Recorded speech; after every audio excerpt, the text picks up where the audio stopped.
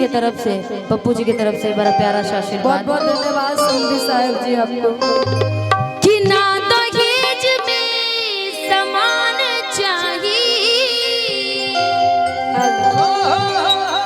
कि ना ही पक्का के मकान चाहिए, कि सुनी अगुआ महान कि बटे के और आदित्य कि समधिनिया जवान चाहिए, हो चाहिए कि समधिनिया जवान चाहिए, कि ना दहेज में सामान चाहिए, ना दहेज में सामान चाहिए, ना ही पक्का के मकान चाहिए,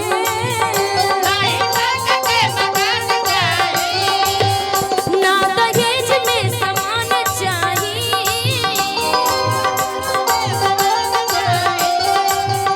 ना ही पक्का के मकान चाहिए, सुनी अगुआ महान बटे के अरमान जवान चाहिए, सुनी अगुआ महान बटे के अरमान जवान चाहिए। मान लीजिए कि समधिनिया जवान क्यों चाहिए? क्यों चाहिए? मान लीजिए हमारे मुखिया चाचा जी हाँ जब से समधिन को देखे हैं हाँ मोहित हो गए। कैसे मोहित हुए हैं? पप्पू जी, पप्पू जी मोहित हुए हैं अदिति। अच्छा पप्पू जी, हाँ पप्पू जी, क्या बात है। मेरा दिल लूट लिया मिलके हुस्न वालों ने, हमें तो लूट लिया मिलके हुस्न वालों ने, गोरे गोरे बालों ने, गोरे गोरे बालों ने, गोरे गोरे बालों ने, गोरे गोरे बालों ने, हमें तो लूट लिया मिलके हुस्न वालों ने, हमें तो लूट लिया मिलके हुस्न वालों ने, गोरे गोरे बालों ने, काले काले बालों ने, गोरे गोरे बालों ने, काले काले बालों ने, सुनी अगुआ महान बटे के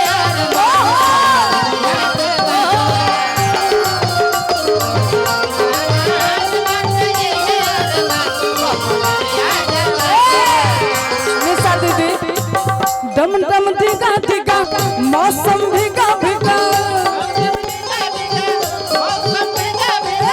डम डम डिगा डिगा मौसम डिगा डिगा, मैं तो गिरा मैं तो गिरा मैं तो गिरा, ए मुखिया जी, अरे पी का मैं तो गिरा मैं तो गिरा मैं तो गिरा है अल्लाह, चेहरा आपका सुहाना अल्लाह है अल्लाह, चेहरा आपका सुहाना अल्लाह, महान बाटे अरमान समधिनिया जवान चाहिए, महान बाटे अरमान समधिनिया जवान चाहिए। इसी पर मैंने नहीं मालूम नहीं इसी पर मैंने एक गाना अमेरिका में गाया था जो बहुत वायरल हुआ था दीदी। क्या?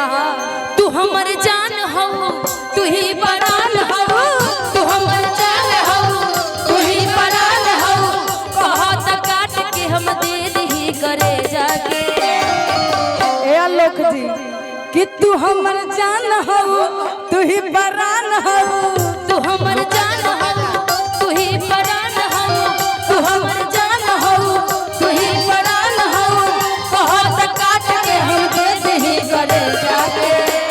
और क्या? और जो भी आगे बैठे हैं आप लोग, अगर हम फेंक दी ले जाके जरा हम फेंक दी ले जाके, जरा हम फेंक दी ले जाके सुनी अगुआ महान बटे के अरमान समधिनिया जवान चाहिए, अगुआ महान बटे के अरमान समधिनिया जवान चाहिए। ना चाहे कूलर ना चाहे टीवी, बेटा के चाहे हमरा पढ़ल लिखल बीबी, बेटा चाहे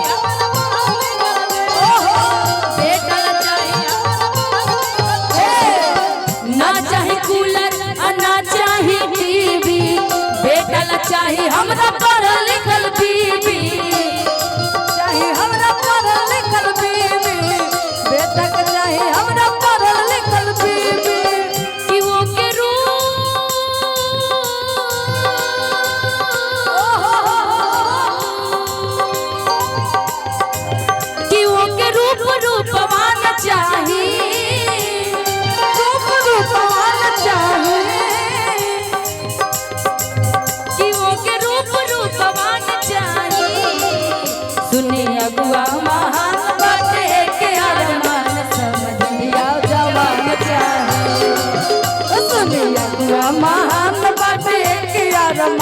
समझनिया जवान चाहिए।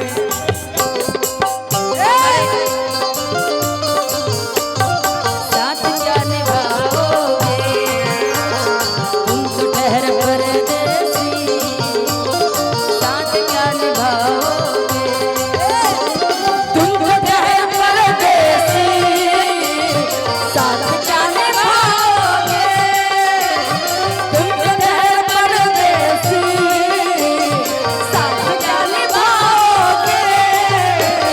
सुबह पहली गाड़ी से, सुबह पहले सुबह पहली गाड़ी से घर को लौट जाओगे, सुबह पहली गाड़ी से घर से लौट जाओ। तुम तो ठहर परदेसी, साथ क्या निभाओगे। बाकी हम आपसे पता है क्या कहेंगे कि तेरा क्या है परदेसी, तेरा क्या है परदेसी, साथ छोड़ जाओगे।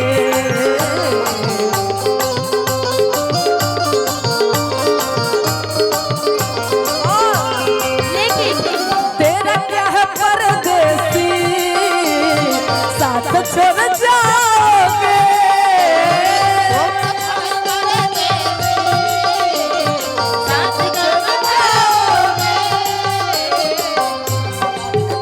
जलेंद्र शर्मा जी की तरफ से बहुत सारा प्यार आशीर्वाद पुरस्कार है। निशा दीदी, तेरा क्या है परदेसी, साथ छोड़ जाओगे।